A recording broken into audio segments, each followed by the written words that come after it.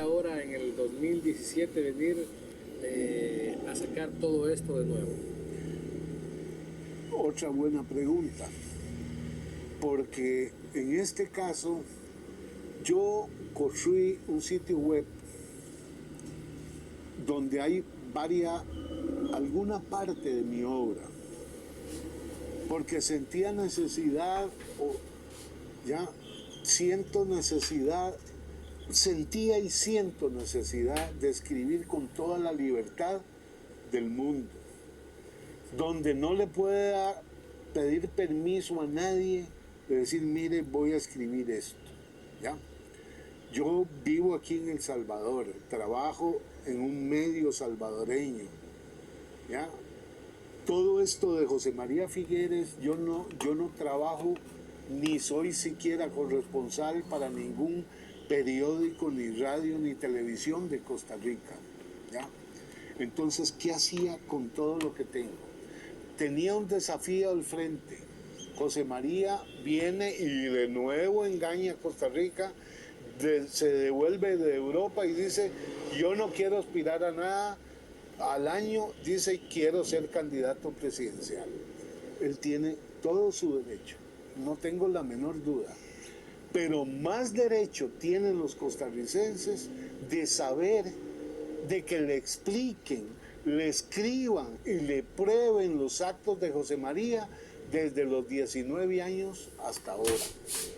O sea, si alguien a mí me dice que no hay derecho porque ya pasaron 30 años de escribir de José María, yo les digo, no puede ser, ¿ya? Porque si él quiere aspirar de nuevo a ocupar el cargo de elección popular más importante de Costa Rica, tiene que explicar su vida en cualquier momento que sea. Ahora, ¿por qué ahora? Esa puede ser otra pregunta derivada, porque yo me puse a pensar, bueno, José María va a competir en su partido para llegar a ser candidato presidencial. ¿Lo hago ahora o lo hago si llega a ser candidato presidencial? Pero después me dije, no es justo, no es honesto, ¿ya? Que yo escriba esto cuando él sea o no sea candidato presidencial, no lo sé si va a hacerlo o no. Y entonces la gente me puede decir, ¿por qué cuando arrancó en esta etapa usted no publicó lo que tenía? Y ahí tienen razón de lincharme si quieren. Entonces dije, este es el momento. Que si ustedes quieren saber, solo nadie me paga. Sería un mercenario nauseabundo si hiciera esto por cobrar dinero. Me pagan mi conciencia, mi libertad, y eso es lo que me propongo hacer, o de hecho lo que estoy haciendo. Bueno,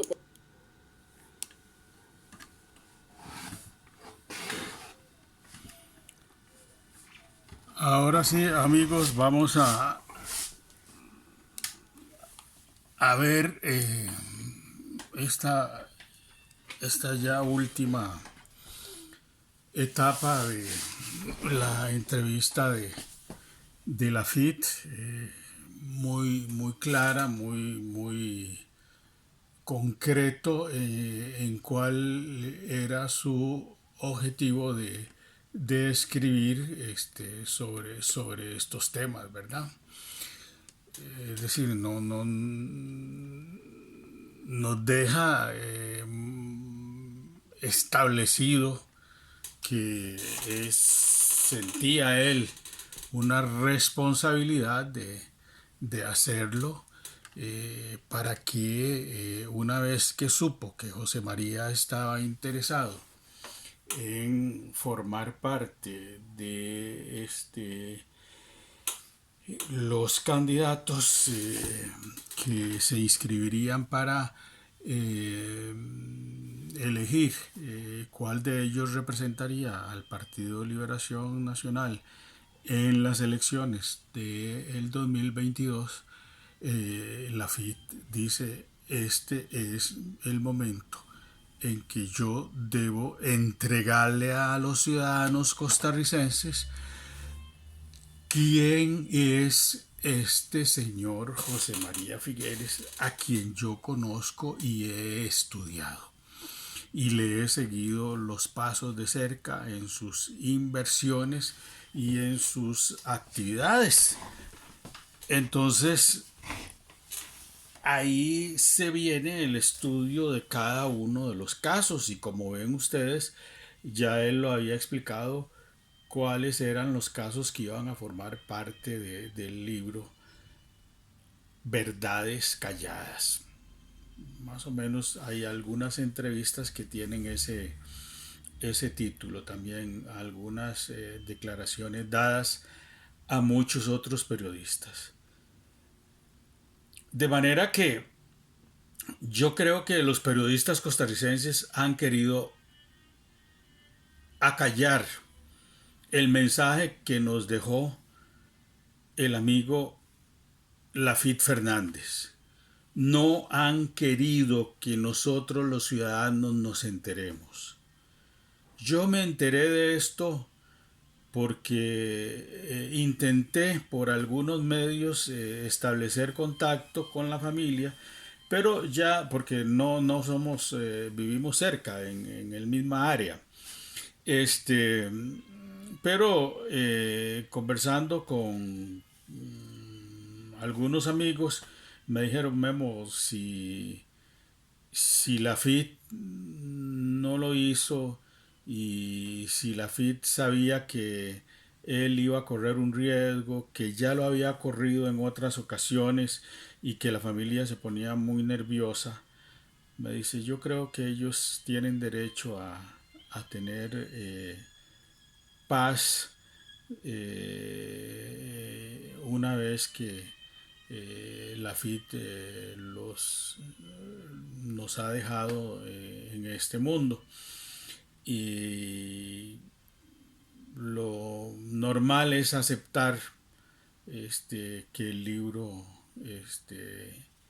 no salga. Si en algún momento quisieran hacerlo, con mucho gusto.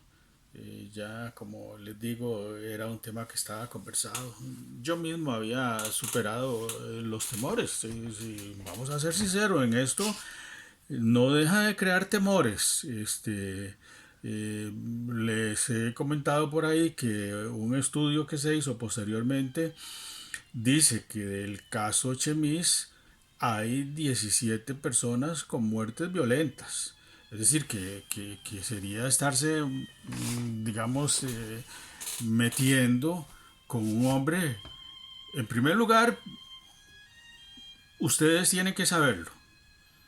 Cuando José María Figueres fue presidente de la República, el único título que tenía era de una universidad militar. La universidad donde él se graduó, y ustedes lo pueden ver en la biografía de la página de Wikipedia, la biografía de José María Figueres, en cuál universidad se graduó.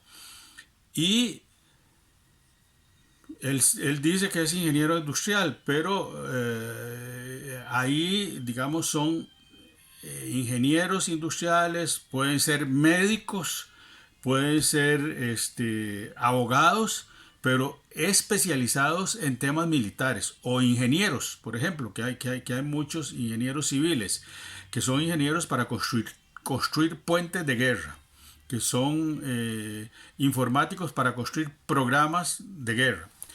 O sea, eso es lo que es José María. De manera que creo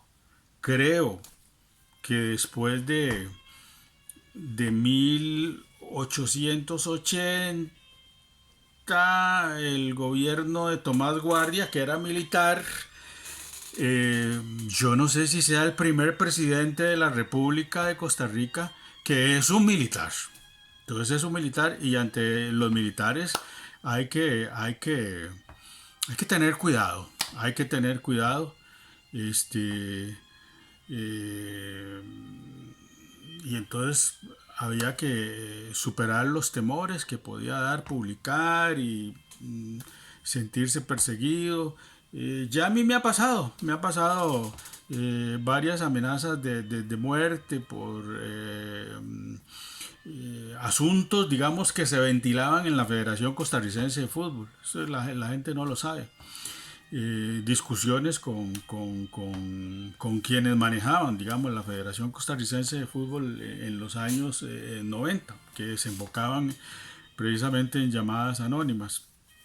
Y ahí les puedo dar, si lo quisieran, el registro de eso. Entonces yo he vivido también eso.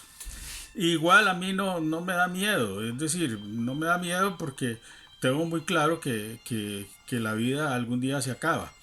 Pero bueno, lo normal es que se acabe por un proceso natural y no porque uno sea víctima de un atentado. En todo caso, ese no es el asunto en estos momentos. El asunto es dar a conocer la información porque necesitamos que el pueblo costarricense, todo el pueblo, incluidos los liberacionistas, porque ahí lo dice muy bien Lafit Fernández, José María engañó al periódico La Nación, vea qué habilidad, José María engañó al periódico La Nación, le dio información ficticia para poder participar de todo este nuevo proceso, de que las informaciones no se dieran, de que las informaciones se archivaran, ¿verdad? Entonces estamos en presencia de un candidato sumamente peligroso para un país de una gran vocación democrática. Y aquí hay gente, notablemente alguna gente, digamos, que por desconocimiento creen que la pelea es solo de mentiras contra José María, cuando desde el primer delito, desde la muerte de Chemis, cuando él tenía 17 años, como lo decía Lafit, lo trataron con manos de oro porque evidentemente era el hijo del presidente de la República. Con el caso Alcatel es igual, lo que él nos dice, él sabe que era improcedente enviar desde Suiza, desde donde se encontrara, un documento firmado por un abogado que diera fe pública de que es el testimonio original de José María. No, él tenía que venir y enfrentar por una razón muy simple, eso era un soborno, y yo se los he explicado por qué. Porque José María es un ingeniero militar, ejerció la presidencia de la República del 94 al 98. No tuvo tiempo de estudiar hasta posteriormente, que fue con Antonio Álvarez a sacar un título un poco para lavar su. Entonces, José María no, en el 2001, cuando es contratado por Alcatel, no es un ingeniero informático. No sabe de informática. Debe saber lo que usted y yo, encender la máquina, usar los programas y no más. Es más, de hecho, véanlo en la campaña.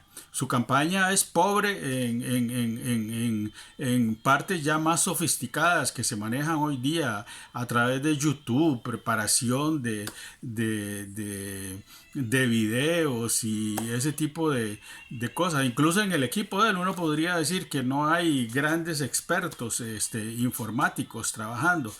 Y lo mismo en cuanto, por ejemplo, lo que se llama hoy día minería de datos, que es a través un poco de las redes sociales, digamos, poder sacar, digamos, porcentajes y tendencias. Cuando le preguntaron ante los resultados en descalabro de las encuestas en contra de él, dijo, no, hay una, pero estamos empatados. Esa no es la reacción de alguien que es un informático. Usted se va y estudia y dice, no, mire, en las encuestas, en mis trabajos que yo mismo hago desde mi computadora, a través de minería de datos, me encuentro esto y esto. Pero no, él no tiene nada que ver con la informática, de manera que no le pagaron por conocimiento, porque tampoco hay un documento que para el tiempo que trabajó debería ser una especie de tesis bien documentada, que no está en ningún lado ni en los archivos de Alcatel. Entonces fue un soborno, ¿por qué? Bueno, porque en Francia estuvo claro y la empresa Alcatel fue sometida a pagos severos por haber sobornado a muchos políticos latinoamericanos para poder hacer ventas de líneas telefónicas y establecerse en estos países. Entonces estamos claros que hubo delito y ante eso yo les digo, revisen muy bien quién es la figura que vamos a poner como presidente de la República. Revísenlo muy bien, porque no nos podemos equivocar dos veces. De todas formas, ya el primer gobierno de él no fue bueno. Cerró los bancos. Y vea que venía de un periodo relativamente bueno. El país venía sorteando, digamos, las crisis económicas. Y ante el problema del Banco Anglo no le dio muchas vueltas para cerrarlo. Ante problemas de Incofer, donde él había sido presidente ejecutivo y conocía el problema, no tuvo más remedio que cerrar el ferrocarril interoceánico, y como ya yo les he dicho en otro lado, porque eso no se ha discutido, que era el ferrocarril, parte ya del ferrocarril centroamericano, que iba de Palmar del Norte hasta Chiriquí, Panamá. La gente recuerda eso, pero además también el saqueo que hubo de las líneas de trenes en el sur, más que en otros, ¿verdad? En el sur la línea férrea desapareció, las máquinas desaparecieron, no quedó ni huella. Entonces ha sido desastrosa, su gestión ha sido desastrosa. No hay argumentos para defenderlo y para que se pueda quedar en la presidencia de la República. Tenemos solo una alternativa, en estos momentos una alternativa. Y por suerte es alguien que viene del exterior, que tiene sus títulos, es doctor en economía en la Universidad de Ohio, es un especialista de organismos internacionales en países en crisis. Ya yo les he dicho, ha trabajado en algunas ex repúblicas de la Unión Soviética, digamos, rehaciendo, digamos, para que arranque, digamos, la economía ante el cambio, digamos, tan profundo de economías, digamos, de países comunistas a países, digamos, que veían su futuro en el sistema capitalista. Rodrigo los acompañó. Les he dicho que trabajó en Ucrania, una economía muy próspera, el granero, porque producían una buena agricultura, y desde el punto de vista tecnológico, digamos, un país que se modernizó enormemente. Pero veámoslo más cerca, el trabajo de la banca en México. Podemos preguntarle a los banqueros mexicanos qué opinan hoy día de los trabajos de Rodrigo Chávez. De manera tal que estamos ante una sola opción de poder llegar para bien nuestro y de este país. Que tengan un muy buen, feliz día. Se aproxima el fin de semana, cuidémonos todos, sigámonos cuidando, seguimos un poco bajo las condiciones de pandemia. No abusemos del automóvil, han habido muchas muertes por exceso de velocidad, por exceso de querer salir. Tenemos tiempo para programar y planificar nuestras salidas, si lo vamos a hacer. Desearles a todos lo mejor. Muchas gracias por permitirme llegar hasta sus teléfonos. Muchas gracias.